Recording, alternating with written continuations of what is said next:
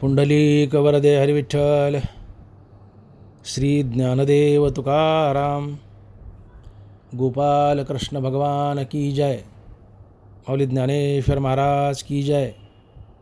जगद्गुरु तुकाराम महाराज की जय. श्री संत एकनाथ महाराज की जय. अवघे चित्रैलोक्य आनंदाचे आता, चरणी जगन्नाथा चित्त ठेले.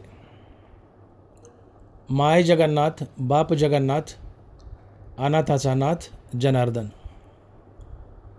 एका जनार्दनी एकपणे उभा, चैतन्याची शोभा शोभत असे.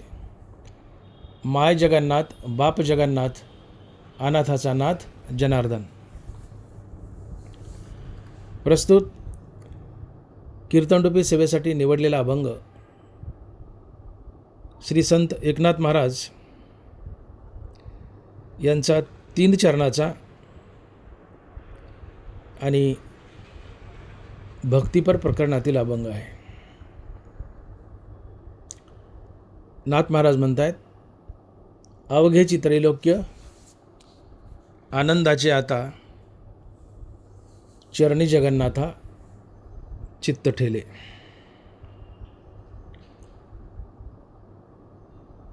या अभंगामध्ये नाथ महाराजांनी आधी साध्य सांगितलंय आणि मागून साधन सांगितलंय. साध्य काय तर अवघे चित्रैलोक्य आनंदाचे आता, आणि साधन काय तर चरणी जगन्नाथा चित्त ठेले. इथे नाथ महाराजचा उत्साह दिसून येतो, आनंद दिसून येतो. का तर आधी साध्य सांगतायत आणि मागून साधन सांगतायत. अभंगामध्ये आता शब्द आलाय, अवघे चित्रैलोक्य आनंदाचे आता.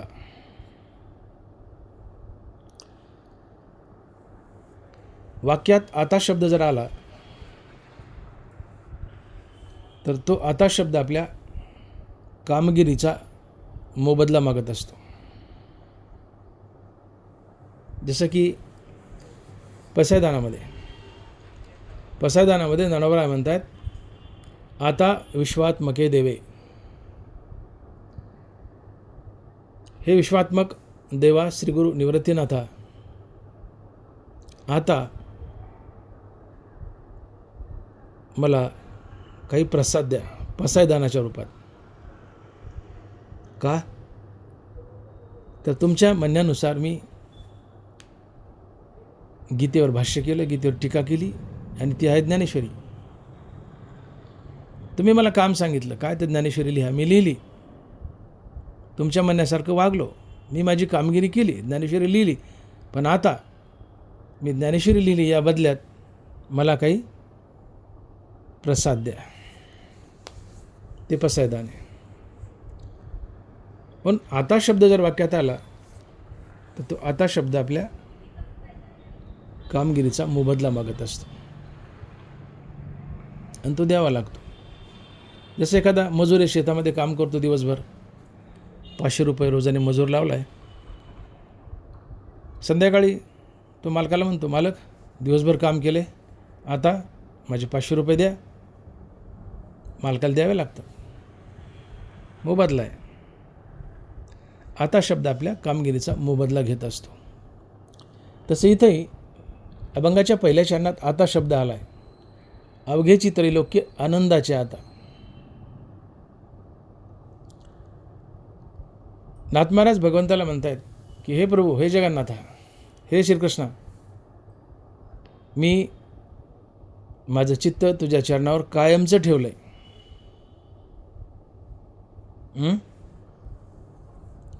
मग त्या बदल्यात आता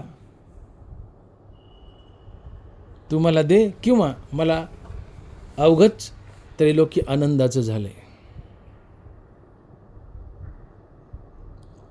आणि म्हणून अवघेची त्रैलोक्य आनंदाचे आता, शरणी जगन्नाथा चित्त ठेले. मी जगन्नाथाच्या चरणावर चित्त ठेवलंय, म्हणून आता मला अवघ त्रैलोक्य आनंदाचं झालंय.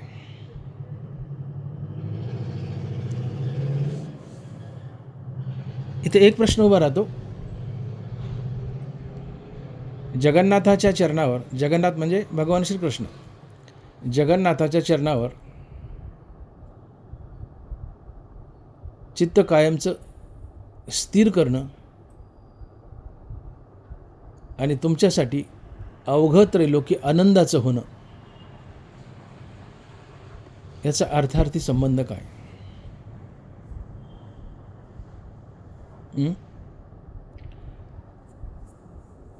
तर याचं उत्तर असं आहे की चित्त जगन्नाथाच्या चरणावर कायमचं लीन करणं ही मुक्ती असते.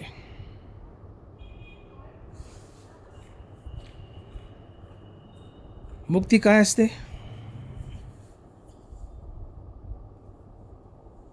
नाथ महाराज, ज्ञानोबराय, तुकोबराय सगळ्यांनीच मुक्तीच्या व्याख्या सांगितल्यात आणि त्या सारख्याच व्याख्या आहेत. नाथ महाराज मुक्तीची व्याख्या काय सांगतायत?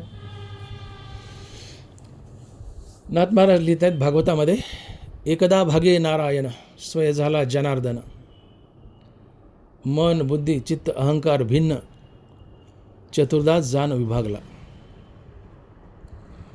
नाथ महाराज म्हणतात की एकच नारायण तत्व 4 भागात विभागले. ते कोणते?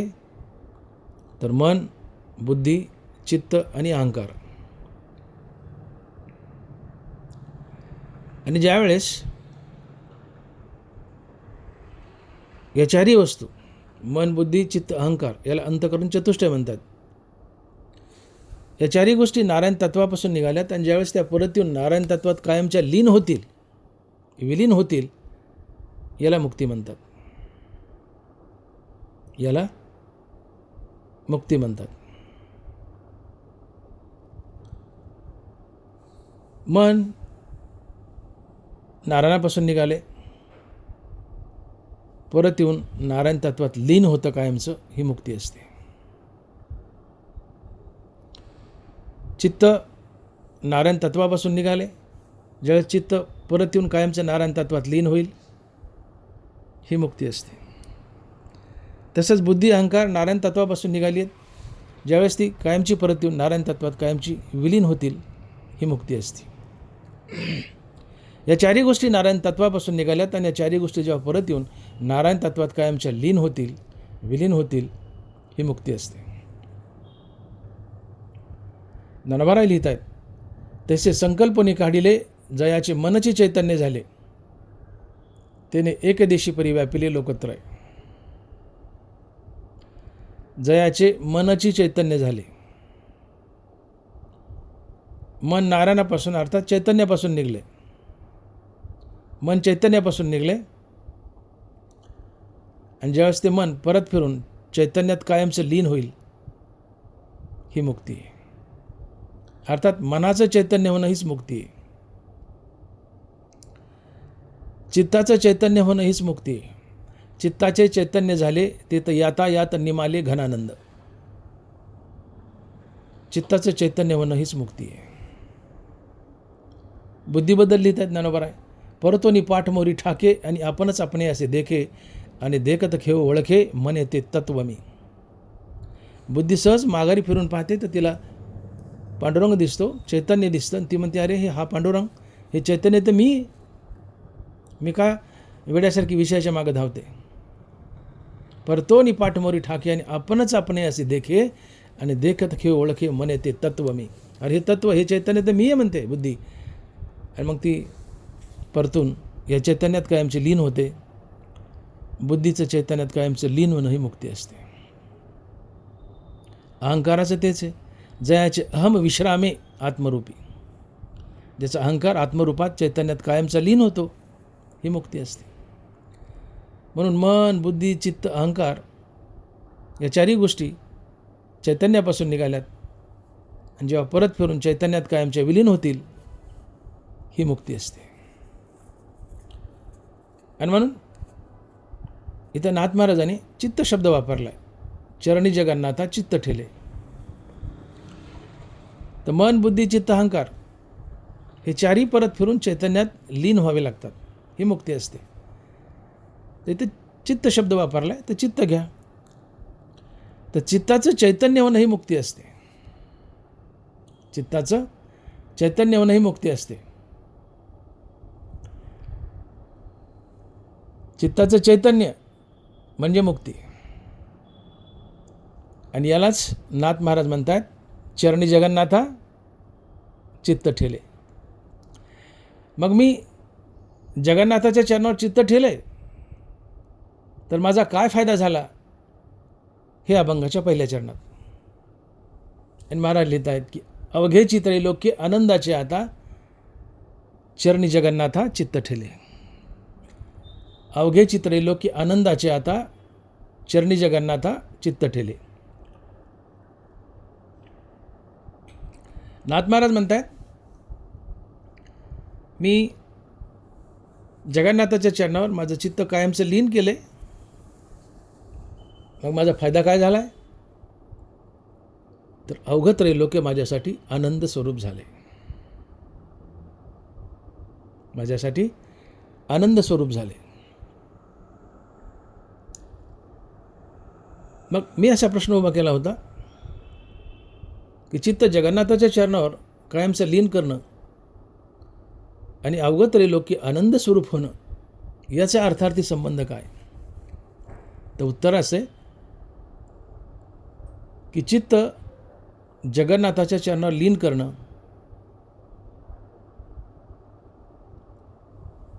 ही मुक्ती आहे. आणि मुक्तीने तुम्हाला आत्मानंद मिळतो. तुम्ही कायमचे आनंद स्वरूप बनता, कायमचे भगवत स्वरूप बनता.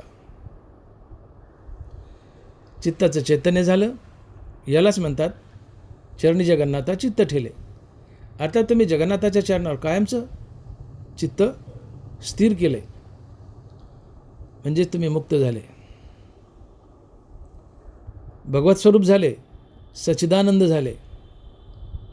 आणि तुम्ही स्वतः सच्चिदानंद झाले अर्थात आनंद स्वरूप झाले तर त्रैलोक्य अर्थात विश्वही तुमच्यासाठी आनंद स्वरूप होतं. आणि म्हणून शब्दप्रयोग आहे अवघेची त्रैलोक्य आनंदाचे आता चरणी जगन्नाथा चित्त ठेले. जोपर्यंत तुम्ही द्वैतात आहात तोपर्यंत तुमच्यापासून आनंद हिरावून घेतला जातो. मनुष्य जन्मताच आनंद स्वरूप आहे, कारण मनुष्य भगवंताचा अंश आहे.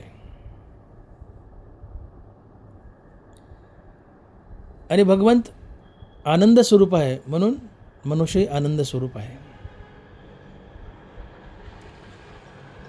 मग मनुष्य आनंद स्वरूप असूनही त्याचा आनंद कोण हिरावून घेतं, त्याला त्रैलोक्य आनंद स्वरूप का भासत नाही, हा आनंद कोण हिरावून घेतं, तर ते आहे द्वैत, ते आहे मन, ते आहे चित्त. जोपर्यंत मन चित्त जिवंत आहे तोपर्यंत तुम्ही द्वैतात बद्ध असता. धनवारा लिहित आहेत मनाबद्दल बोलताना, द्वैत जेत उठी अविद्या जेने लाठी. इच्छे ते वाढवी आशे ते चढवी पाठीपूर्वी भयागता. जोपर्यंत मन चित्त, मनन चित्त एकच घ्या, जोपर्यंत ते मन चित्त जिवंत आहे तोपर्यंत तुम्ही द्वैतात बद्ध असता, अविद्येत बद्ध असता आणि सोबत भयातही बद्ध असता. मन आहे म्हणून द्वैत आहे, अविद्या आहे आणि भय आहे. आणि पावलोपावली उठणारं भय, द्वैतामुळं पावलोपावली उठणारं भय तुमचा आनंद हिरावून घेतं. आनंद तुमचाच आहे, जन्मजात तुमच्यासोबत आहे, तुम्ही जन्मजात आनंद स्वरूपच आहात. पण हा आनंद द्वैतामुळे भयामुळे तुमच्यापासून हिसकावून घेतला जातो आणि तुमच्यासाठी त्रैलोक्य आनंद स्वरूप असूनही तुम्हाला ते आनंद स्वरूप भासत नाही.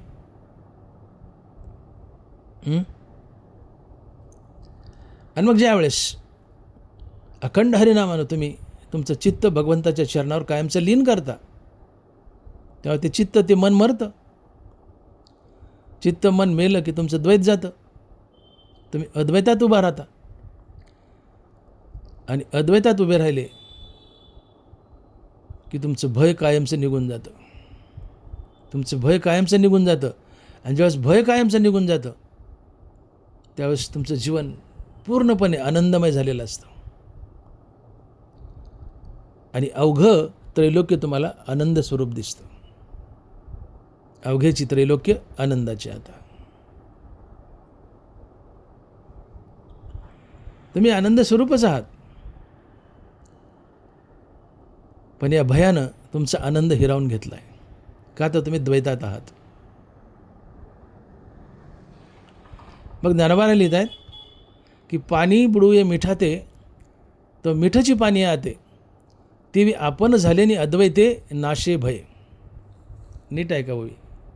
पाणी बुडवे मिठाते, तो मिठाची पाणी आते, ती आपण झालेनी अद्वैते नाशे भय.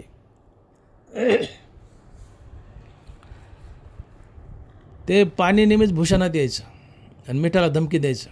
मिठाचा ढिगल होता आणि बाजूला मोठं पाणी होतं साठलेलं. ते पाणी मिठाला म्हणायचं, ए मिठा आलो बघ, तुला बुडूनच टाकील. ए मिठा आलो बघ, तुला बुडूनच टाकील. मीठ घाबरायचं.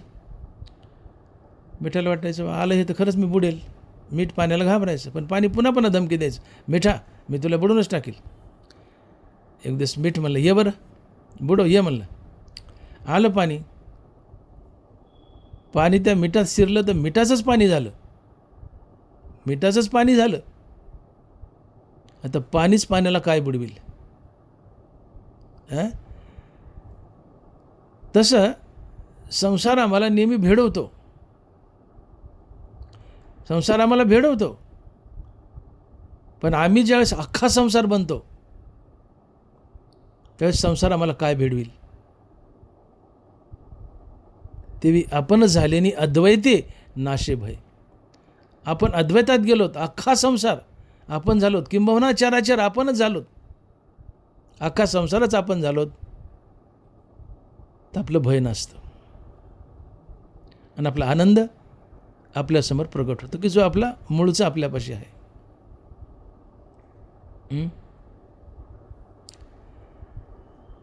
ज्यावेळेस तुम्ही द्वैतात आहात, अहंकारात बद्ध आहात, मी आणि समोरचा वेगळा, मी तू आहे, हे द्वैत आहे, अहंकार आहे.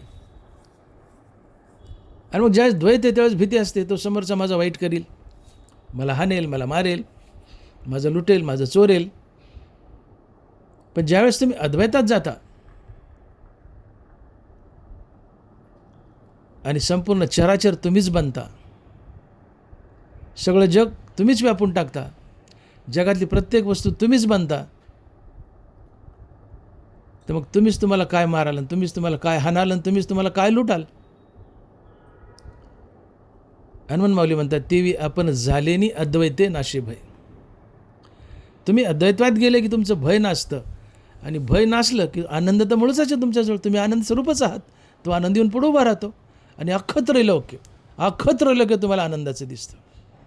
आणि म्हणून अवघेची त्रैलोक्य आनंदाचे आता चरणी जगन्नाथा चित्त ठेले. माऊली म्हणतात की जवजव दुजे घडे तो संसारी भय जोडे. जवजव दुजे घडे तो संसारी भय जोडे. जितकं तुम्ही द्वैतात बद्ध आहेत, जितकं तुम्ही द्वैतात बद्ध आहेत, तितकी संसारात तुमची भीती वाढते. आणि तुम्ही द्वैतातून बाहेर पडले आणि अद्वैतात गेले की भीतीच मरून जाते, भयच मरून जातं. आणि भय मेलं कायमचं की तुमच्या आनंदाला कुणी आडव्याला शिल्लकच राहत नाही ना. आनंद आपोआप प्रकट होतो आणि त्रैलोकी आनंद स्वरूप होतं. म्हणून नाथ महाराज म्हणतात की हरिमुखे गाता हरपली चिंता, त्यांनाही मागोता जन्म घेणे. मुखाने हरिनाम गायलं तर भय चिंता निघून जाते, आणि ज्याचं भय आणि चिंता कायमची निघून गेली तो मुक्त असतो. त्यांनाही मागोता जन्म घेणे, तो मुक्त असतो. मुक्त हा देव असतो, पांडुरंग असतो, आणि तो सच्चिदानंद आहे. आणि म्हणून आमची चिंता भय कायमचं निघून गेलं तर आम्ही पांडुरंग म्हणतो. मग पांडुरंग सच्चिदानंद, आम्ही सच्चिदानंद. मग हा आमचाच आनंद आमच्याकडे प्रकट होतो आणि अख्खं त्रैलोक्य आम्हाला आनंद स्वरूप दिसतं. आणि म्हणून अवघे चित्रे लोकी आनंदाचे आता चरणी जगन्नाथा चित्त ठेले.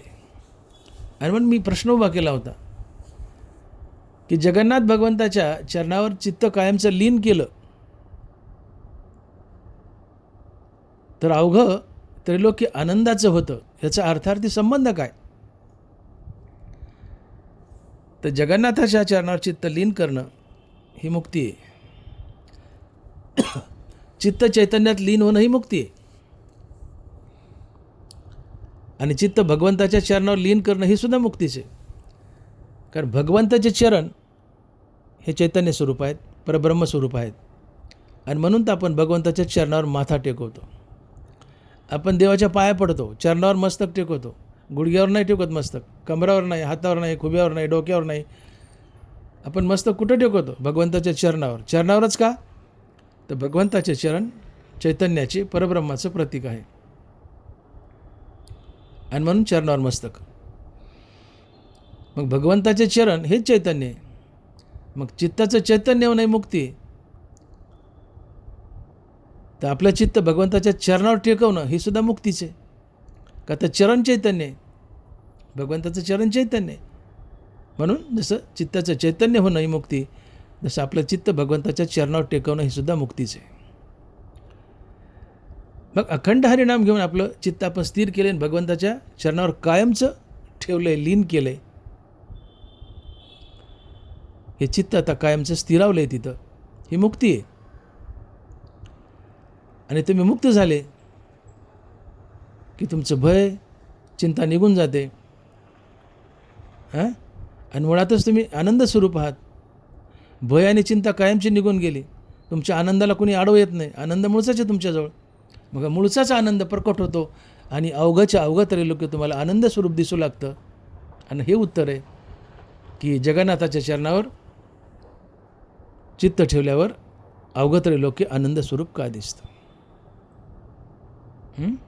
आणि म्हणून अवघे त्रैलोक्य आनंदाचे आता चरणी जगन्नाथा चित्त ठेले. एक गोष्ट लक्षात घ्या,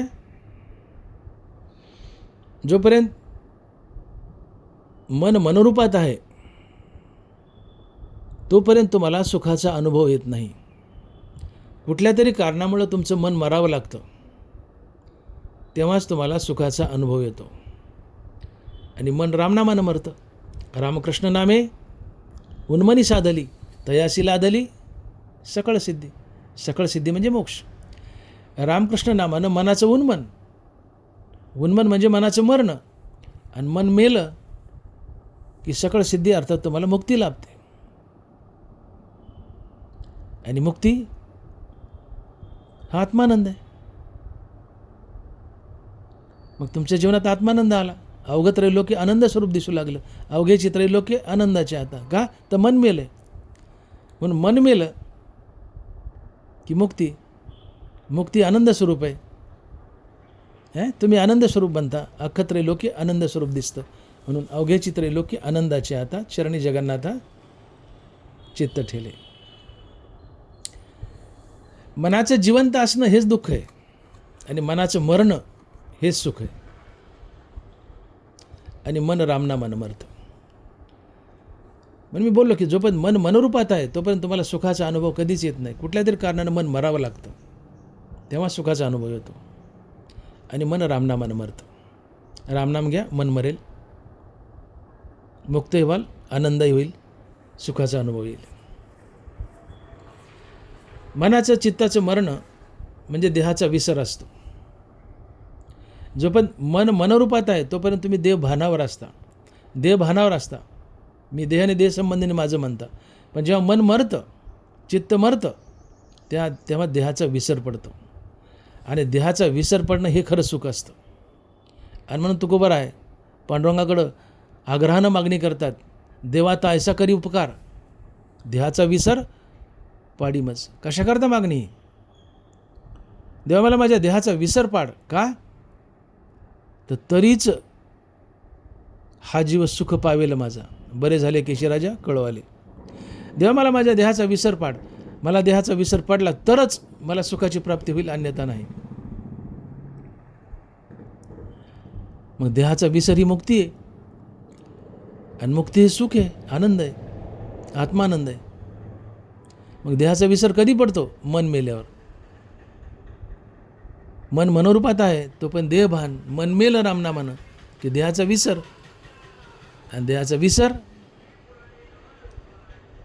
म्हणजे सुख आहे.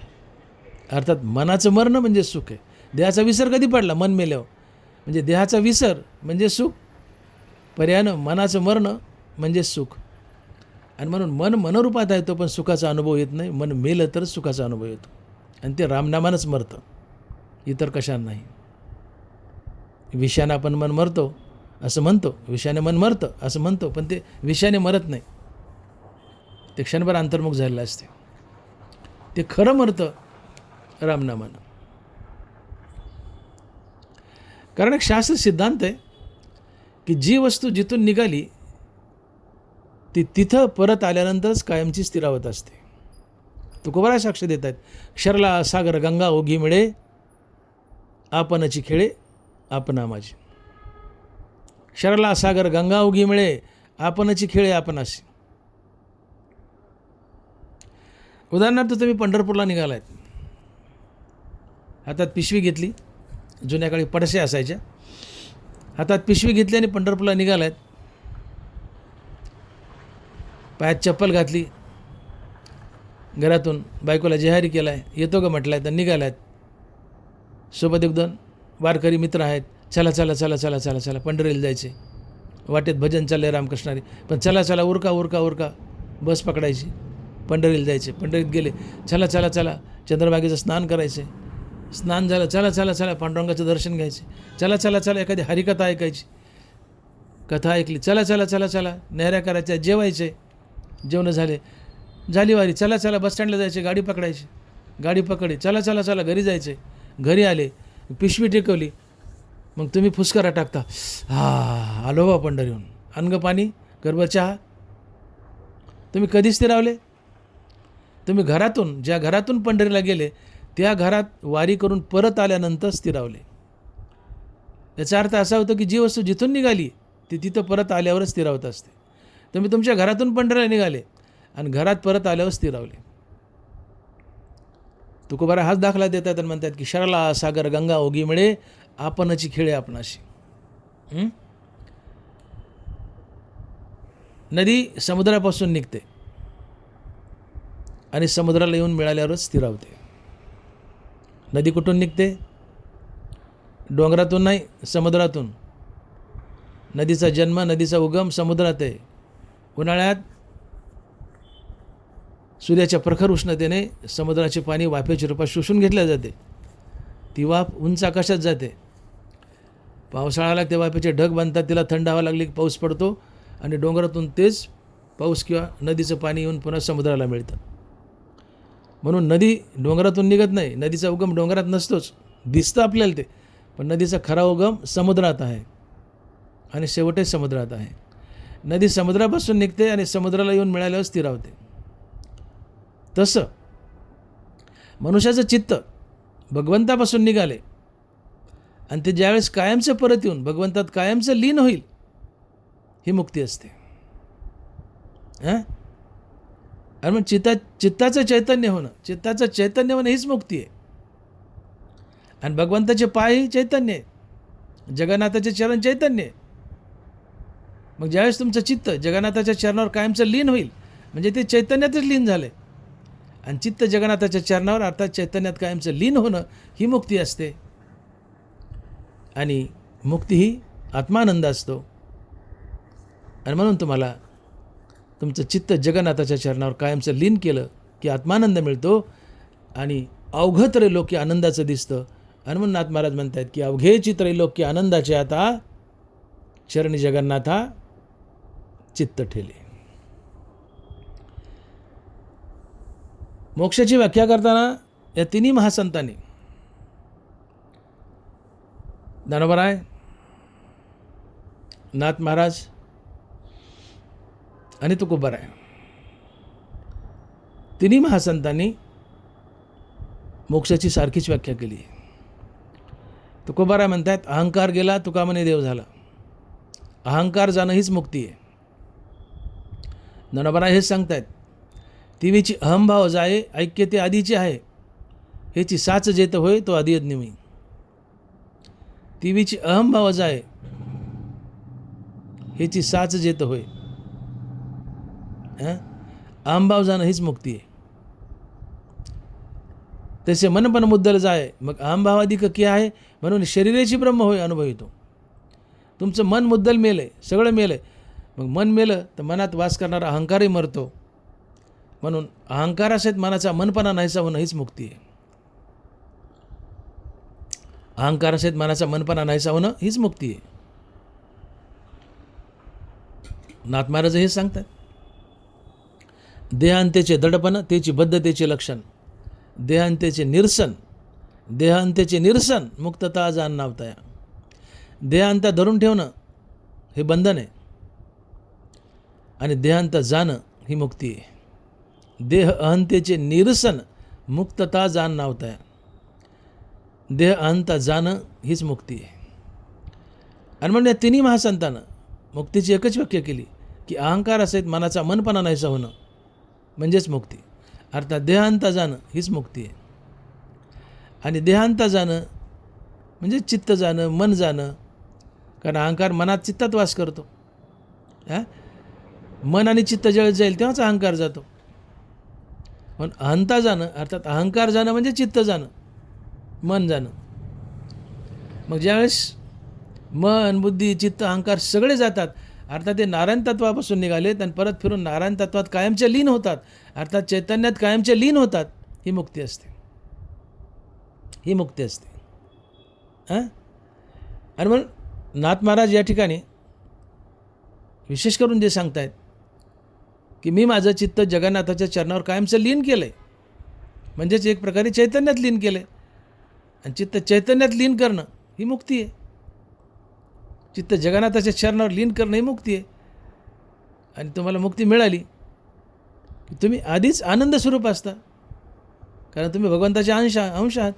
आणि मग तुम्ही आनंद स्वरूप आहात, तुम्हाला सगळं जगत आनंद स्वरूप दिसू लागतं, आनंद स्वरूप दिसू लागतं.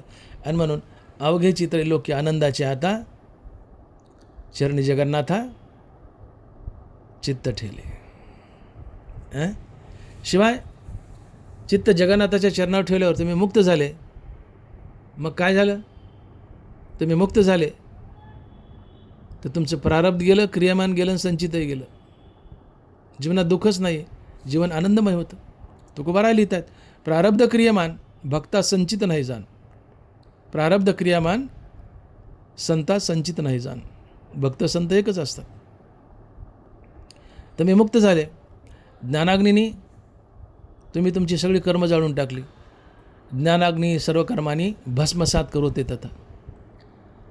या ज्ञानाच्या अग्नीनं, आत्मज्ञानाच्या अग्नीनं तुम्ही तुमची कर्म भस्मसात केले. तुम्हाला संचित नाही, क्रियमान नाही, प्रारब्ध नाही.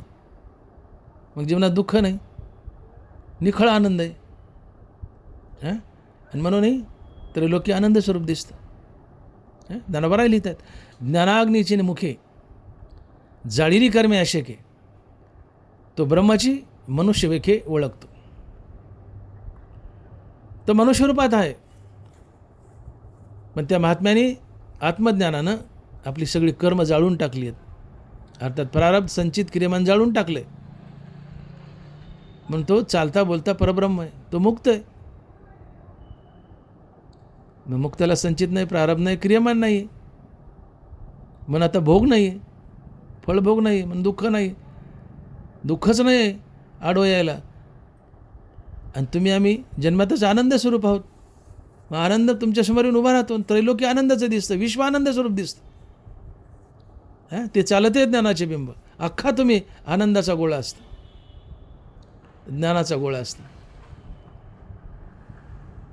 आणि म्हणून तुम्ही चित्त जगन्नाथाच्या चरणावर लीन केलं तर तुम्ही मुक्त होता, महात्मा होता, संत होता.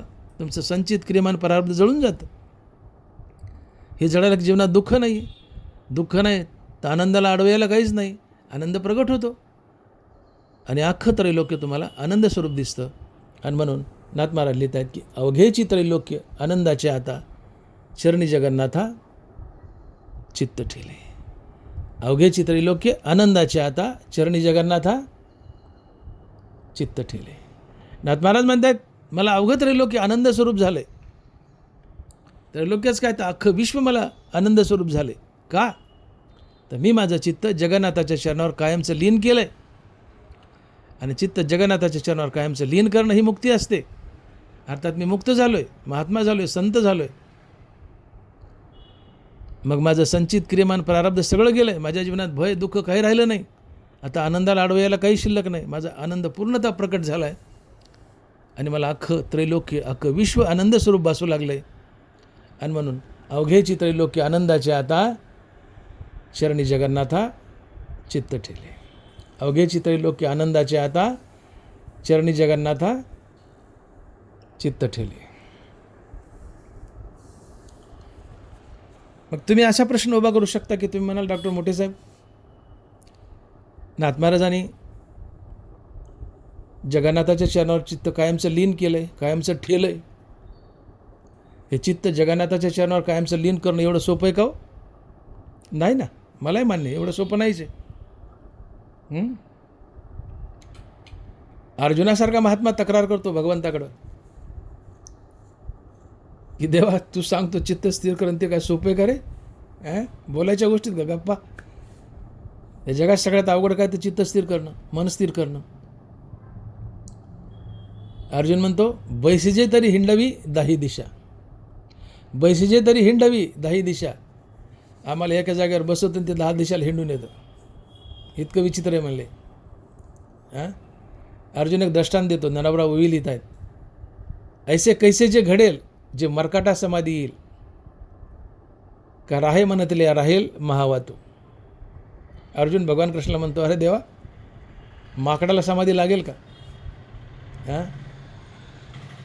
मोठा सोसाट्याचा वार आहे, महावातू आहे, त्याला थांब म्हणलं किंवा मुठीत धरला तर थांबेल का?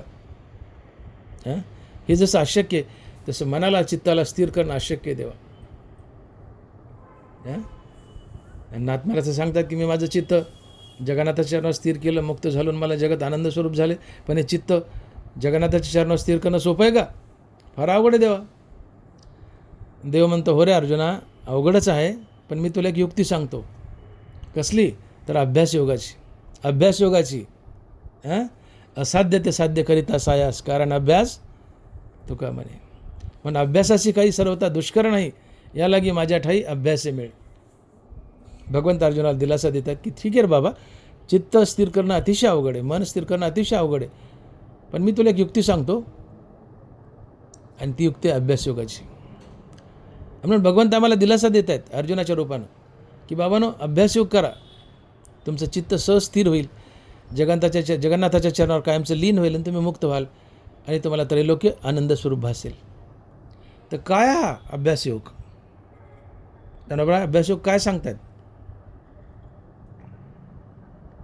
ज्ञानोबरायांनी अभ्यासयोगात फक्त 4च वह्या लिहिल्यात 12व्या अध्यायात. पण संसार कसा जिंकावा आणि सहजगत्या कसा जिंकला जाईल याची युक्ती आम्हाला ज्ञानोबराय अभ्यासयोगातून सांगतात. या 4 वह्या जर तुम्ही अभ्यासल्या आणि गळी उतरवल्या तर मी म्हणतो बाकीची ज्ञानेश्वरी नाही वाचली तरी काही फरक पडायचा नाही. याचा अर्थ वाचू नका असा नाही, जरूर वाचा. पण या 4 अभ्यासयोगातल्या वह्या तुम्ही अभ्यासल्या आणि अनुकरणात आणल्या, जसे एक तरी भुवी अनुभव आहे नामदेव महाराजांसारखं, या 4 वह्या जर अनुभवात आणल्या, आचरणात आणल्या, तर या 4 वह्याच तुम्हाला मुक्ती मिळून देतात. या अभ्यासयोगातल्या 4 वह्या काय आहेत? माऊली लिहित आहेत. तरी गा ऐसे करी या 8 पारा माझारी मोटके निमिष भरी देतो जाय. मग जे का निमिक देखेल माझे सुख ती तुले आरोचक विषयी घेईल. जसा शरद कालो रिगे आणि सरिता ओहटू लागे तसे चित्त काढेल वेगे प्रपंचोनी. मग भोगातून निघता चित्त मज माझी रिगता हळूहळू पंडूसुता मीची होईल. या 4 वह्यात अभ्यासयोगातल्या आणि या 4 वह्यानं चित्त स्थिर कसं करावं आणि मुक्ती कशी मिळावी याची युक्ती ज्ञानोबराय आम्हाला सांगतायत. ज्ञानोबराय म्हणतात की या मनाच्या सगळ्या सवयी वाईट आहेत. या मनाचे एक निके जे दिखली या गुढीच्या ठाया सुखे म्हणून अनुभव सुखाची कौतुके दावी इथं जायचे. या मनाच्या सगळ्या सवयी वाईट आहेत, परंतु या मनाची एक सवय फार चांगली आहे. काय? तर या मनाला जी वस्तू आम्ही पुन्हा पुन्हा दाखवावी ते तिकडं जायला चटावतं, तिकडं जायला सोकतं. या मनाला रोज तमाशा दाखवा, हे तमाशाला चटावेल. या मनाला रोज सिनेमा दाखवा, हे सिनेमाला चटावेल. या मनाला रोज हरिनाम दाखवा, हे हरिनामालाही चटावेल, हरिनामालाही चटावेल, सोकेल. एवढाच याचा एक चांगला गुण आहे. याला जी वस्तू पुन्हा पुन्हा दाखवावी ते तिकडं जायला सोकतं, तिकडं जायला चटावतं. मग असाच जर याचा स्वभाव आहे तर या मनाला रोज हरिनाम दाखवा ना, थोडं थोडं, मग हरिनामालाही सोकेल. हनुमान माऊली म्हणतात की तरी गा ऐसे करी या आटापारा माझारी मोटके निमिषभरी देतू जाय. की बाबानो, दिवसाची एकूण 8 प्रहर आहेत, दिवसाच्या रात्री 4. या 8 प्रहारापैकी कोणत्या एका प्रहारात तुम्ही एकदा राम म्हणा, एक निमिष क्षणभर देवाला तुमचं चित्त द्या, मन द्या. अर्थात आज समजा, आज तुम्ही एकदा राम म्हणा, उद्या 2दा म्हणा, परवा 3दा म्हणा, असं रोज एक एक आकडा वाढीत जा. प्रत्येक दिवसाला एकदा राम आगाव म्हणायचं. मग तुमचं मन रोज हळूहळू हळूहळू थोडं थोडं रामनाम घेतं आणि तुम्ही वाढवत चाललात. त्या मनाला असं कळून येईल की हरिनामातही सुख आहे राव, हरिनामातही सुख आहे राव. मग मन म्हणेल मी उगाचच विषयाच्या मागं धावत होतो. मग जे जे का निमिक देखेल माझे सुख ते तुले अरोचक विषय घेईल. तुम्ही रोज थोडं थोडं थोडं थोडं मनाला रामनाम घ्यायला लावा. ते रोज थोडं थोडं रामनाम घेऊ लागलं की त्याला त्याच्यात जाणवेल की अरे रामनामातही मजा आहे, रामनामातही सुख आहे. मग ते रामनामालाच चटावेल आणि त्याला विषयाचा तिटकारा येईल. विषयाचा तिटकारा येईल आणि विषयाचा तिटकारा येणं हे वैराग्य असतं. आणि वैराग्यानं देव भेटतो. ते हे विषय वैराग्य जे आत्मलाभाचे भाग्य याने ब्रह्मानंदा योगी जीव होते. विषयाचा तिटकारा येणं हे वैराग्य आणि वैराग्यानं देव भेटतो, तुम्ही मुक्त होता. मग रोज मनाला थोडं थोडं थोडं थोडं हरिनाम दाखवत जा, थोडं थोडं वाढवत जा. मनाला कळून येईल की हरिनामातही गुढी आहे. मग ते हरिनामाला सोकेल, हरिनामाला चटावेल आणि त्याला विषयभोगाचा तिटकारा येईल. आणि विषयभोगाचा तिटकाराने वैराग्यानं देव भेटतं. आणि मग पुढे 3वीत माऊली लिहित आहेत की शरद कालो रिगे आणि सरिता ओटू लागे तसे चित्त काढेल वेगळे प्रपंचोनी. जसा शरद ऋतू आला की नद्या आटू लागतात, तसं मनाला हरिनामात सुख दिसू लागलं की मनही प्रपंचाला आटू लागतं. आणि मन प्रपंचाला आटणं हेच वैराग्य असते. वैराग्यानं देव भेटतं. मनाला विषयाचा तिटकारा येणं, मन प्रपंचाला आटणं हे वैराग्य आणि वैराग्यानं देव भेटतो. ते हे विषय वैराग्य जे आत्मलाभाचे भाग्य याने ब्रह्मानंदा योगी जीव होते. वैराग्यानं देव भेटतो. आणि मग शेवटच्या वेळीत माऊली लिहितात की मग भोगातून निघता चित्त मज माझी रिगता हळूहळू पंडूसुता मीची होईल. तुम्ही रोज थोडं थोडं रामनाम दाखवताय मनाला, मन रामनाम घेत आहे, तुम्ही रामनाम वाढत जा. एक वेळ असेल की मनाला कळेल की रामनामातही गुढी आहे. मग ते रामनामाला चटावेल, मनाला विषयाचा तिटकारा येईल, मन प्रपंचातून काढता पाय घेईल, भोगातून मन निघेल आणि हळूहळू भगवंतात शिरेल. आणि भगवंतात शिरलं की एक दिवस ते भगवत स्वरूपच बनेल. आणि मन भगवत स्वरूप बनणं म्हणजेच मनाचं चैतन्य बनणं, चित्ताचं चैतन्य बनणं. चित्ताचं चैतन्य ही मुक्ती असते, चित्ताचं चैतन्य मुक्ती असते. आणि यालाच नाथ महाराज म्हणतात चरणी जगन्नाथा चित्त ठेले. भगवंताचे चरण चैतन्य आहेत. मग चित्ताचं चैतन्य होणं ही मुक्ती. तसं चित्त भगवंताच्या चरणावर ठेवणं ही मुक्तीच आहे. मग महाराज म्हणतात की मी माझं चित्त भगवंताच्या चरणावर ठेवलं आहे, जगन्नाथाच्या चरणावर ठेवलं आहे, ते मुक्त झालं आहे. त्यामुळे मला अवघं त्रैलोक्य आनंदाचं दिसतंय. अवघे त्रैलोक्य आनंदाचे आता चरणी जगन्नाथा चित्त ठेले. आणि म्हणून तुम्हाला जो प्रश्न भेडसावतोय तुम्हाला जो प्रश्न भेडसावतो आहे की चित्त कसं स्थिर करावं, एक वेळेस माकडाला समाधी लागेल पण चित्त स्थिर व्हायचं नाही. सोसायटीचा वारा रोखून धरता येईल पण चित्त स्थिर करता यायचं नाही. किंवा माकडाला समाधी लागणं किंवा सोसायटीचा वारा रोखून धरणं जसं अवघड आहे तसं चित्ताला स्थिर करणं अवघड आहे. भले अवघड आहे पण ज्ञानोबरायांनी किंवा भगवंतांनी अभ्यास योगाची युक्ती सांगितली आणि अभ्यास योगानं तुम्ही तुमच्या चित्ताला स्थिर करून जगन्नाथाच्या चरणावर कायमचं लीन करू शकता, मुक्ती मिळू शकता. आणि मुक्ती मिळाली की तुम्हाला ब्रह्मानंद मिळतो आणि अवघं त्रैलोक्य आनंद स्वरूप दिसतं. म्हणून अवघेची त्रैलोक्य आनंदाचे आता चरणी जगन्नाथा चित्त ठेले. याला तुकोबारा म्हणतात. काय म्हणतात, आता कोठे धावे मन तुझे चरण देखील या. देवा तुझे चरण पाहिले तर आता मन कुठं धावेल म्हणलं माझं. ज्या गोष्टीला तुकोबारा म्हणतात की आता कोठे धावे मन, त्यालाच नाथ महाराज म्हणतात चरणी जगन्नाथा चित्त ठेले. आणि या दोन्ही वाक्याचा अर्थ आहे मुक्ती, त्यातून आनंद आणि अवघ त्रैलोक्य आनंदाचं, अवघेची त्रैलोक्य आनंदाचे आता चरणी जगन्नाथा चित्त ठेले. म्हणून भगवंत आणि ज्ञानोबा ज्ञानेश्वरीत आम्हाला एक विशाल उपदेश करतायत की बाबांनो, कुठल्या का कारणानं होईना तुम्ही तुमचं चित्त भगवंतामध्ये प्रविष्ट करा. माऊली लिहितात, कवने के मिसे चित्त माझ्या ठाई प्रवेशे, इतुले हो मग आपेसे मी होणे असे. भगवंत अर्जुनाला म्हणतात की अर्जुना, कुठल्या का कारणानं होईना तू तुझं चित्त माझ्या ठिकाणी स्थिर कर, तू मुक्त होशील. मग प्रेम भक्तीने कर किंवा विरोध भक्तीने कर. मग भजिजे का विरोधावे, भक्त का वैरी व्हावे माझी याची. अर्जुना, भक्त व्हायचं तर माझा हो, वैरी व्हायचं तर माझाच हो. प्रश्न एवढा आहे, कुठल्या का निमित्तानं होईना तुझं चित्त माझ्या ठिकाणी प्रवेश करावं, तू मी होशील, मुक्त होशील. नारदा ध्रुव अक्रूरा शुका न शनत कुमारा, या भक्ती मी धनुधरा प्राप्य जैसा. नारद ध्रुव शुक अक्रूर, नारद ध्रुव शुक अक्रूर सनत कुमार हे भक्तीनं प्रेमानं देवाला शरण गेले, प्रेमानं चित्त भगवंताच्या ठिकाणी ठेवलं, मुक्त झाले.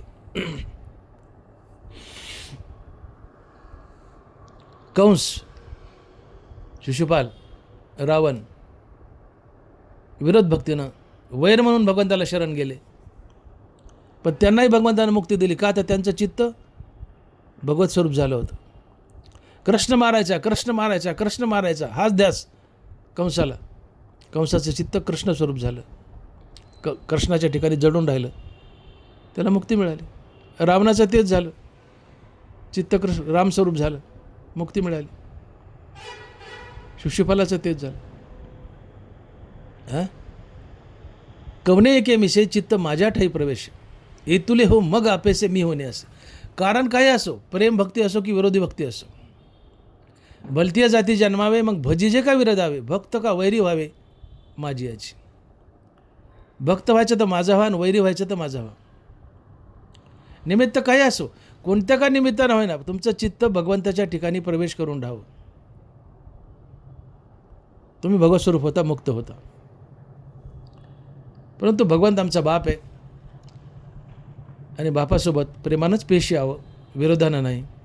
आणि म्हणून प्रेमाभक्तीनं नामस्मरणानं आम्ही आमचं चित्त भगवंताच्या ठिकाणी स्थिर करावं, आम्हाला मुक्ती मिळते.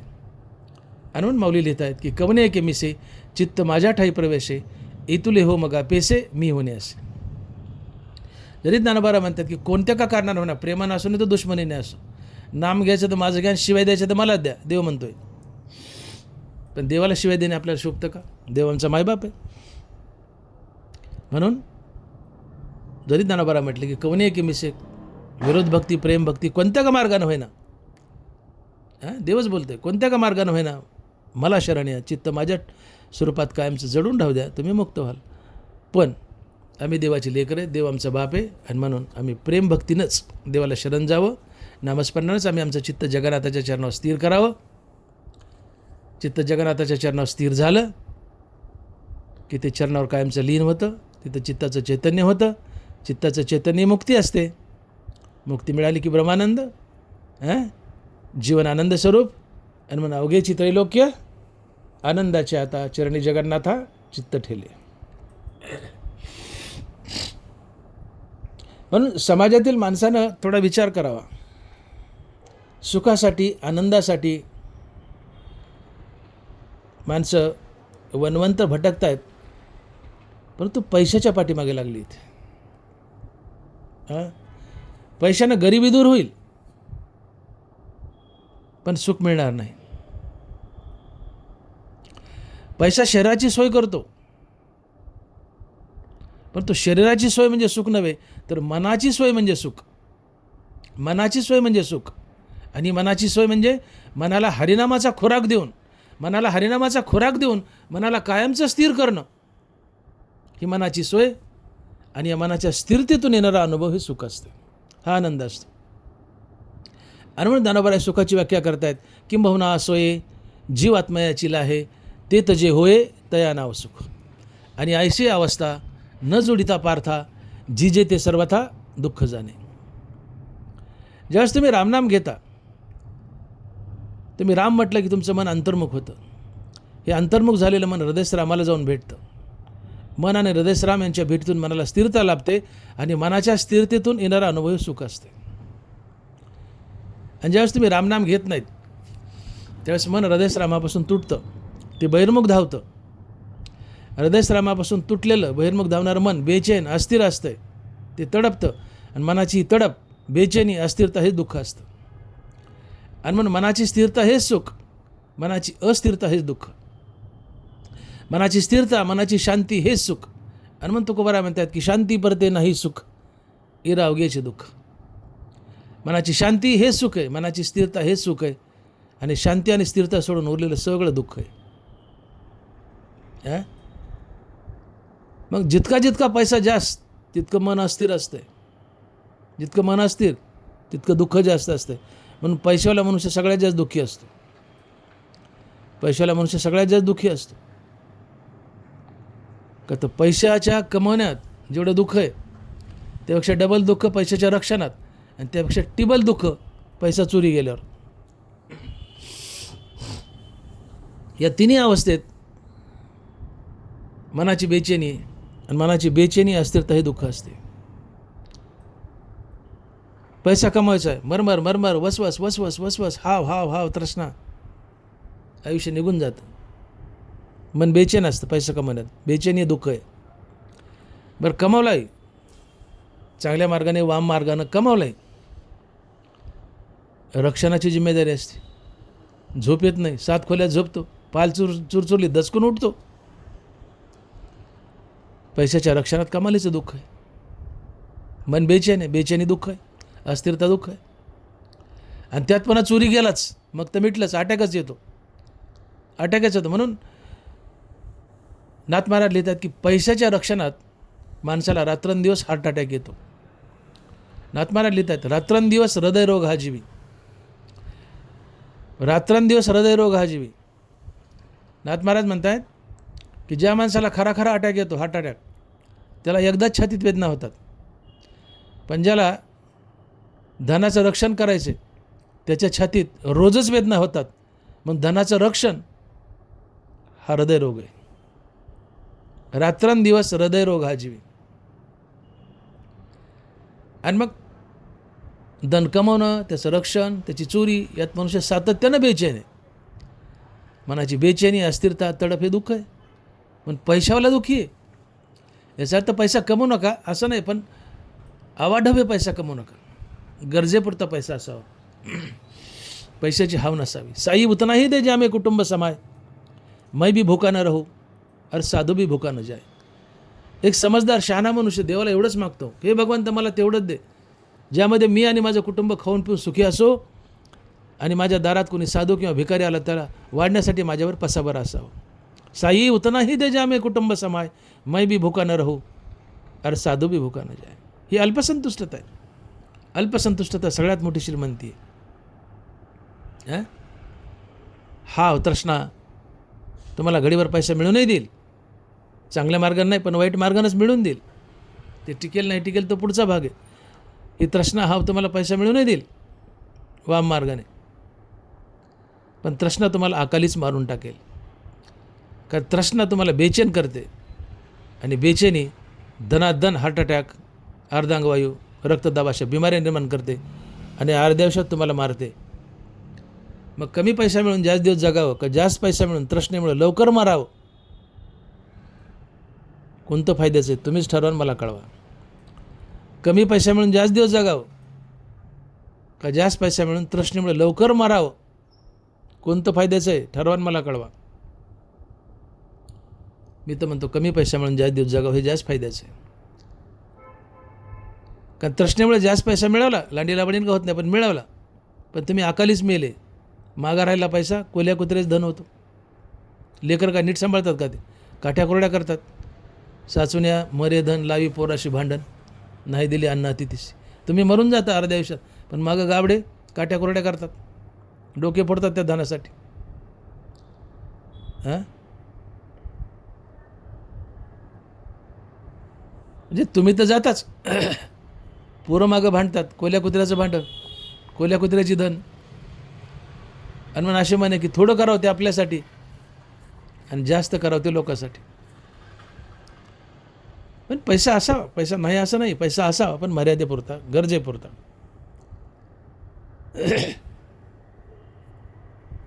पैसा जीवनात असावा, पैसा मनात नसावा. पैसा मनात शिरला तर जीवन बुडतं. नाव पाण्यावर चालते, पण पाणीच नावे शिरलं तर नाव बुडते. जीवन पैशावर चालतं, पण पैसाच मनात शिरला तर जीवन बुडतं. जीवन बुडतं. पैशाला मनात शिरू देऊ नका. पैसा जीवनात असू द्या, मनात शिरू देऊ नका. पैसा मनात शिरला जीवन बुडतं आणि जीवन दुःखी असतं. कारण पैसा कमवण्याची आशा, आशा म्हटलं की आशा जशी दुःखाते व्याली निंदा दुरीते. निंदा पापाला भीते, आशा दुःखाला भीते. आशेपाशी नाही सुख, आशेपाशी परमदुःख. पैशाची आशा इच्छा ही दुःखाला कारणीभूत. पण मी म्हटलं की लोक पैशाच्या मागे लागतात. विज्ञानानं शहराची सोय केली पण सुख धोक्यात आणलं, सुखच नाहीसं केलं. विज्ञान युगात माणसं साधनं जमा करतात, भारीची गादी, भारीचा पलंग. पण 45-50 वय झाले, डॉक्टर सांगतो वाईट घोंगडी टाकन खाली झोप, चल उतर खाली. गुडघ्यात की गादी आहे, गुडघ्यात की गादी आहे. पण पाठदुखी सुरू झाली, डॉक्टर म्हणतो खाली झोप घोंगडीवर, परारात जमिनीवर झोप खाली. मग तुम्ही जमिनीवर आणि कुत्रं गादीवर. बघा काय करायचं. कोण सुखी, कुत्रा का तुम्ही? कोण सुखी, कुत्रा का तुम्ही? तुम्ही जमिनीवर, कुत्रं गादीवर. कुत्रा सुखी आहे. तो वरून बघत असतो कसा लोळतोय खाली, जीप काढू काढू हसत असतो कसा लोळतोय खाली. म्हणून पैसा जरूर कमा, पण मर्यादेपुरता, त्यात हव्यास नसो. आणि पैसा आणि सुख याचा अर्थात कुठेच संबंध नाही. मी बोललो सुख काय, सुख मिळतं ते फक्त आणि फक्त रामनामानं. आनंद मिळतो तो रामनामानं. तुम्ही राम म्हटले की मन अंतर्मुख, अंतर्मुख झालेलं मन हृदयसरामाला भेटतं. मन आणि हृदयसराम यांच्या भेटीतून मनाला स्थिरता लाभते. ही मनाची स्थिरता म्हणजेच सुख. मनाच्या स्थिरतेतून येणारा अनुभव म्हणजे सुख. म्हणून मनाची स्थिरता, मनाची शांती हेच सुख आहे. आणि मनाची अस्थिरता, मनाची अशांती हेच दुःख आहे. मी तर पैशाचा कुठं संबंध आला या माझ्या बोलण्यात? पैशाचा कुठं संबंध आला आहे? एखादा गरीब मनुष्य आहे, खिशात 500 रुपये आहेत, पण सारखं रामनाम घेतोय. मन अंतर्मुख, मन हृदयसरामाला भेटले. मन आणि हृदयसराम यांच्या भेटीतून मनाला स्थिरता लाभली आहे. मनाची स्थिरता हे सुख आहे. खिशात 500 रुपये पण सुखी झाला रामनामानं. खिशात 5 लाख आहेत. दुसरी बाजू आता खिशात 5 लाख आहे पण रामनाम घेत नाही. मन हृदयसरामापासून तुटले, बहिर्मुख धावले. बहिर्मुख धावलेलं मन बेचैन, अस्थिर, तडप. मनाची तडप, बेचैनी, अस्थिरता हे दुःख आहे. मग 500 रुपयावाला सुखी का 5 लाखावाला? अर्थातच 500 रुपयावाला. पण सुखाचा आणि पैशाचा संबंधच नाही आहे. तुम्ही सुखासाठी जे पैसा गोळा करायला लागलात हा बावळटपणा आहे. पैशासाठी तुम्ही धावतायत. धावणं सुख नव्हे, थांबणं सुख आहे. तुम्ही थांबा सुखी व्हाल. स्थिरावा सुखी व्हाल. धावणं सुख नाही, थांबणं सुख आहे. पैसा सुख नाही, रामनाम सुख आहे. आणि मग फाटक्या कपडात भंडाऱ्या डोंगरावर अफाट सुखात जगणारे तुकोबार आपल्या सुखाचं कारण सांगतात आणि महाराज लिहितात की आम्ही तेने सुखी, आम्ही तेने सुखी, म्हणा विठ्ठल विठ्ठलमुखी. तुकोबारा म्हणतात माझ्या सुखाचं कारण सांगू का, काय तर म्हणा विठ्ठल विठ्ठलमुखी. माझा आनंद माझं सुख फक्त विठ्ठल नाम आहे. का तर विठ्ठल नाम मूळचं सुखरूप आहे. देह सादर पाहावा निश्चित, सर्व सुख येतं नाम आहे. नाम मूळचं सुखरूप आहे. दिवस उगवला आणि उजळलं नाही असं कधीच होत नाही. तसं हरिनाम घेतलं आणि सुख झालं नाही असं कधी होत नाही. हरिनाम मूळचं सुखरूप आहे. आणि हरिनाम घेतलं की मन अंतर्मुख, अंतर्मुख झालेलं मन हृदयसरामाला भेटतं. मन आणि हृदयसराम यांच्या भेटीतून मनाला स्थिरता लाभते आणि मनाच्या स्थिरतेतून येणारा अनुभव सुख असतो. पण सुख हे सरळ सरळ फक्त रामनामाशी संबंधित आहे, पैशाशी नाही. मी बोललो ना, गुडघ्यात की गादी आहे. 5 स्टारमध्ये गादी असतात, माणूस त्याच्यावर झोपला की बुडतोच त्या गादीत. गुडघ्यात की गादी आहे, पण झोप लागते का? झोप लागते का तुला? गुडघ्यात की गादीवर झोपलाय तू, झोप लागते का? तिची वाट पाहावी लागते. एखादं गरीब मजूर भाकर खाली की रस्त्यावर पडतं पोतं टाकून, ढाराढूर घोडतं, ते 15 मिनटात घोरतं. अनापाट्या 2 वाजता पंख्याकडे बघतो, नाही आहे झोप. गादी आहे तर गादीने झोप यावी ना तुम्हाला भारीच्या. ते पोत्यावर सुखी आहे, झोपले, तुम्ही गादीवर जागेत. पैशावालेत मोठा बिछाना गादी घ्याल, बिछाना विकत घेता येतो पण झोप घेता येत नाही विकत. बिछाना विकत घेता येतो, झोप विकत घेता येत नाही. झोप ही मनाच्या स्थिरतेनेच लाभते. मन स्थिर असेल तरच झोप येते.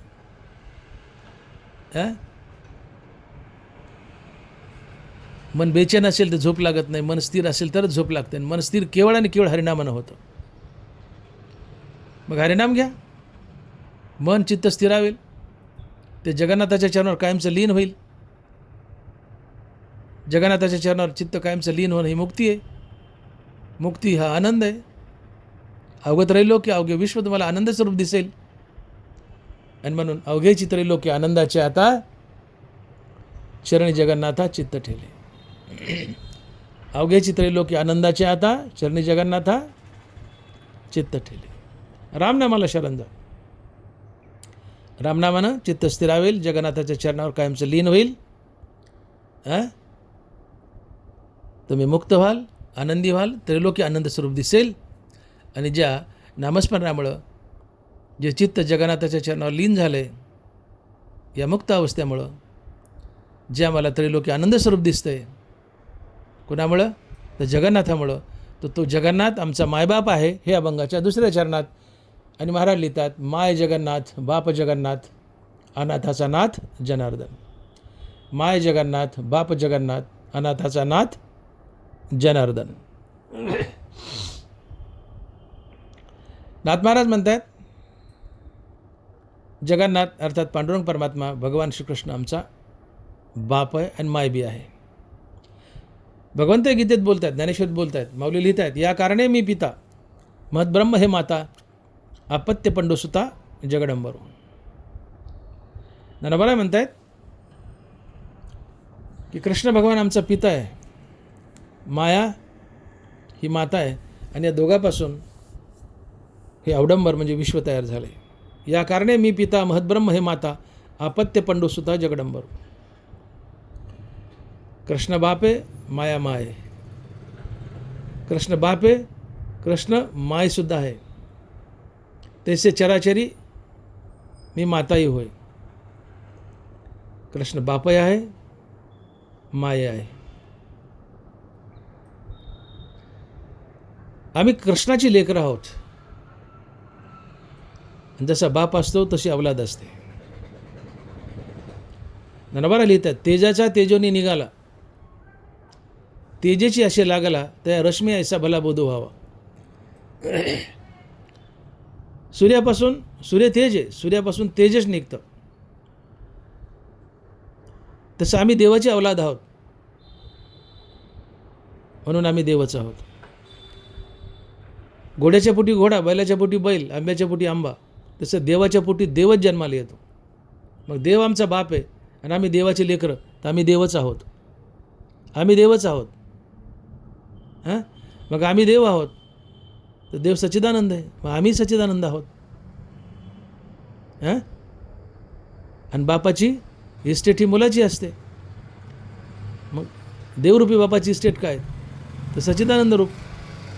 मग ते पुढं लेकराला मिळतं. लेकरू जेव्हा देव बनतं तेव्हा लेकरूही बापाची इस्टेट घेतं, अर्थात सच्चिदानंद स्वरूप बनतं, आनंद स्वरूप बनतं.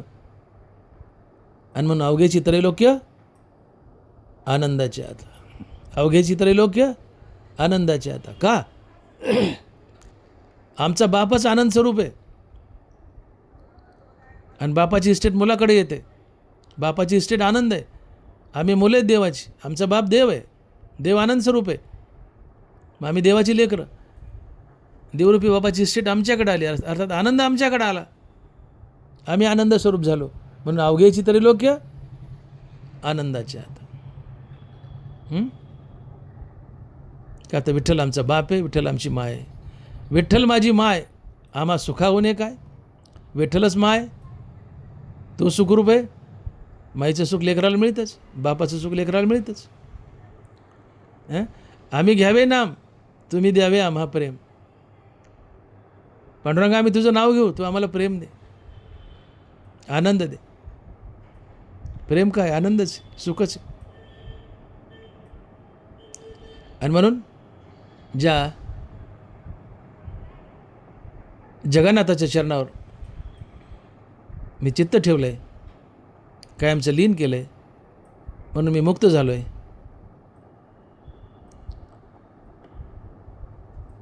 आणि मला त्रैलोक्य आनंद स्वरूप दिसतं आहे.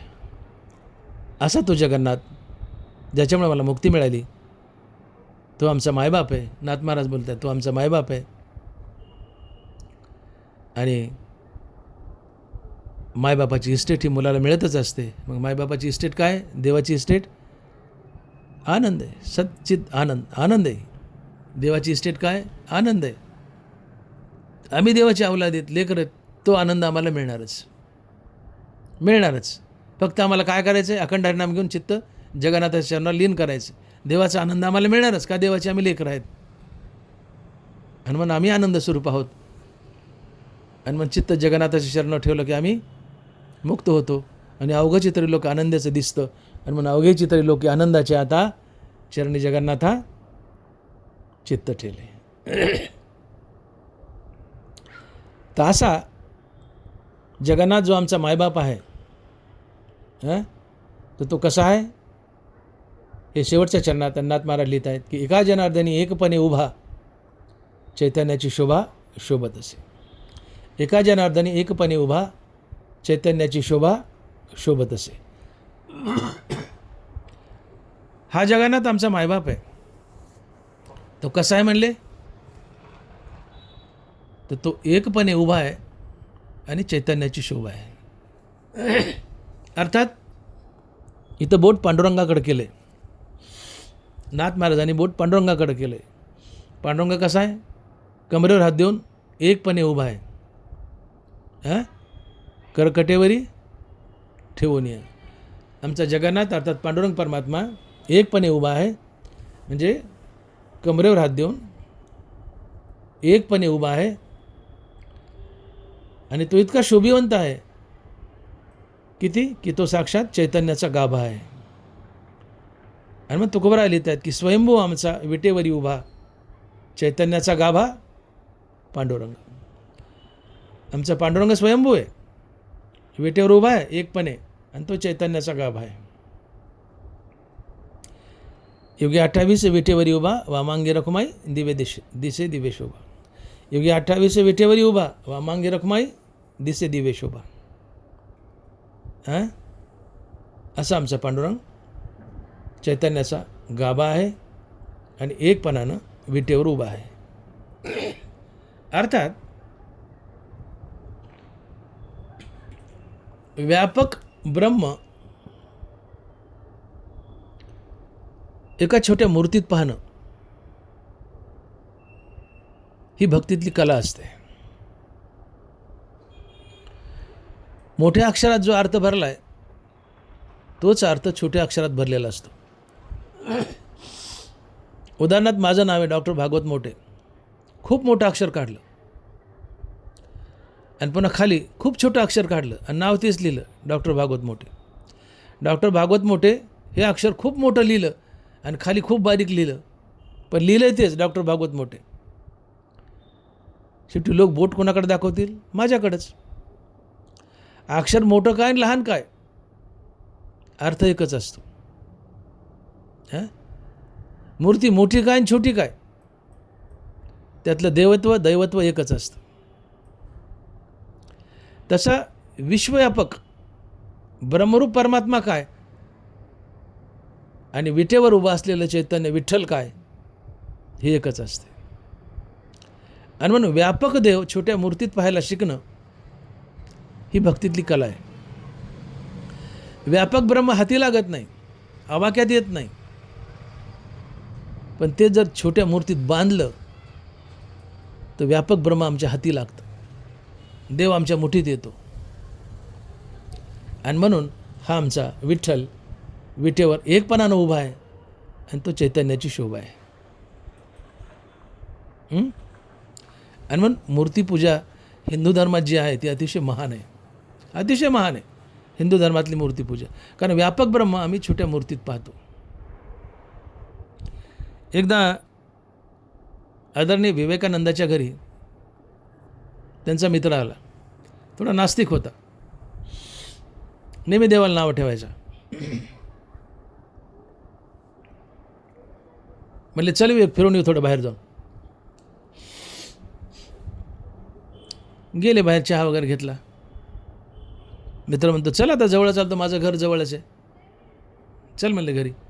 चल म्हणले, गेले घरी. विवेकानंदाच्या डोक्यात रागच होता याच्याबद्दल, याची जिरवायची म्हणून, देवाला नाव ठेवतोय. बैठकीत बसले, अचानक भिंतीवर त्या नास्तिक माणसाचा मित्राच्या बापाचा फोटो विवेकानंदाला दिसला. मित्र आत गेला तर पाणी आणायला, पाणी घेऊन आला, पाणी घेतलं, पिले. म्हणले बस खाली. विवेकानंद मित्राला म्हणतात बस खाली. बसला. म्हणले हा फोटो कोणाचा आहे रे? म्हणले तुला माहीत नाही? माझ्या बाबाचा आहे. म्हणले हो का, बाबाचा? काढ बरं म्हणले खाली. काढला, ठेव म्हणले जमिनीवर. ठेवला. म्हणजे याला तुडव पायाने. म्हणले विवेक काय बोलतो तो वेड्यासारखा, ते बाबा आहेत, तुला माहिती आहे, मलाही माहिती आहे, आणि बाबाला पायाने तुडव म्हणतो? अरे तुडवतं म्हणले. म्हणले नाही तुडणार. नाही तुडणार. म्हणले का? म्हणले त्यात माझी भावना आहे. अरे म्हणले तुझे बाबा कसे, त्यात भावना कसली? ती एक फ्रेम, लाकड, कागदाचा तुकडा, ते तुझे बाबा कसे काय, आणि त्यात तुझी भावना कशी काय? नाही म्हणले कागदाचा तुकडा असला तरी माझी भावना आहे. अरे म्हणलं गाढवा, दगडाचा देव असला तरी आमची भावना आहे ना. भावना उंचवा. भावनेने दगडात देव दिसतो. डोळ्यानं पाहिलं तर दगड दिसेल, पण भावनेनं पाहिला तर दगडात देव दिसेल. डोळ्यानं पाहिलं तर बाई दिसेल, पण भावनेनं पाहिलं तर बाईतली आई दिसेल. बाईकडे डोळ्यानं पाहू नका, डोळ्यानं पाहाल तर बाई दिसेल, भावनेनं पाहाल तर आई दिसेल. भावनेनं पाहाल तर आई दिसेल. हां, तसं देव भावनेनं पाहिला तर देव दिसतो. डोळ्यानं पाहिलं तर दगड दिसतो, पण भावनेनं पाहिलं तर दगडातील देव दिसतो. असा आमचा व्यापक परमात्मा जगन्नाथ भगवान श्रीकृष्ण अर्थात पांडुरंग परमात्मा व्यापक आहे, विश्वव्यापी आहे. हां, हे समजतंय श्री वासुदेव, व्यापक देव, व्यापक पांडुरंग, पण एका छोट्या मूर्तीत बांधला आहे. स्वयंभू आमचा विटेवरी उभा. हां, नाही घडविला नाही बसविला. तुका म्हणे मूर्ती घडविली म्हणती, तया मुखाप्रती किडे पडो. पांडुरंगाची मूर्ती ही घडवलेली नाही आहे, ती स्वयंभू आहे. पुंडलिकाने उभा केलं आहे कृष्णाला विटेवर, आणि काय चर्चा झाली, बोलणं झालं सगळ्याला माहिती आहे. त्यानंतर म्हणले असाच आता तू मूर्तीत रूपांतरित हो. अख्खा जिवंत कृष्ण मूर्तीत रूपांतरित झाल्यानं तो पांडुरंग आहे. पण पंढरीची मूर्ती घडवलेली नाही आहे, आणि तिला कुणी घडवलेली म्हणेल तर मला त्याच्या तोंडात किडे पडतील. हां, तुका म्हणे मूर्ती घडविली म्हणती, तया मुखी प्रती किडे पडो. पंढरपूरची पांडुरंगाची मूर्ती कुणी घडवली म्हणलं तर त्याच्या तोंडात किडे पडतील म्हणले. ती स्वयंभू आहे, कृष्ण रूपांतरित झाल्या पांडुरंगात. हां, स्वयंभू मूर्ती आहे आणि चैतन्याचा गाभ आहे. आणि असा चैतन्याचा गाभा असलेला पांडुरंग जगन्नाथ त्याच्या चरणावर मी चित्त कायमचं ठेवलं आहे. चित्त जगन्नाथाच्या चरणावर कायमचं ठेवणं ही मुक्ती असते. मुक्ती हा आनंद असतो आणि त्यामुळे मला अख्खत्रैलोक्य आनंदाचं दिसतं आहे. आणि म्हणून माझ्या जीवनाला आनंद देणारं हे जगन्नाथाचं चरण, हा आमचा जगन्नाथ अर्थात पांडुरंग, तो चैतन्याचा गाभा आहे आणि एकपणानं विटेवर उभा आहे. आणि म्हणून एका जनार्दनी एकपणे उभा चैतन्याची शोभा शोभत असे. विठोबा रखुमाई, जय जय विठोबा रखुमाई, विठोबा रखुमाई, विठोबा रखुमाई, जय जय विठोबा रखुमाई, विठोबा रखुमाई. झालेली सेवा श्री संत एकनाथ महाराज आणि पांडुरंगाच्या चरणी अर्पण करून सेवेला पूर्णविराम. ज्ञानेश्वर माऊली, ज्ञानराज माऊली तुकाराम. जय विठ्ठल जय जय विठ्ठल. बोली लिले कुरे वेडी वाकुडी उत्तरे. करा क्षमा अपराध महाराज तुम्ही सिद्ध. नाही विचारिला अधिकार मी आपुला. करा क्षमा अपराध महाराज तुम्ही सिद्ध. तुका म्हणे ज्ञानेश्वरा राखा पाया पै किंकरा. करा क्षमा अपराध महाराज तुम्ही सिद्ध. ज्ञानदेव तुकाराम, ज्ञानदेव तुकाराम. तुकाराम तुकाराम तुकाराम तुकाराम तुकाराम तुकाराम. पुंडलिक वरदे हरी विठ्ठल. श्री ज्ञानदेव तुकाराम. गोपाल कृष्ण भगवान की जय. माऊली ज्ञानेश्वर महाराज की जय. जगद्गुरु तुकाराम महाराज की जय. विठ्ठल विठ्ठल विठ्ठल विठ्ठल विठ्ठल.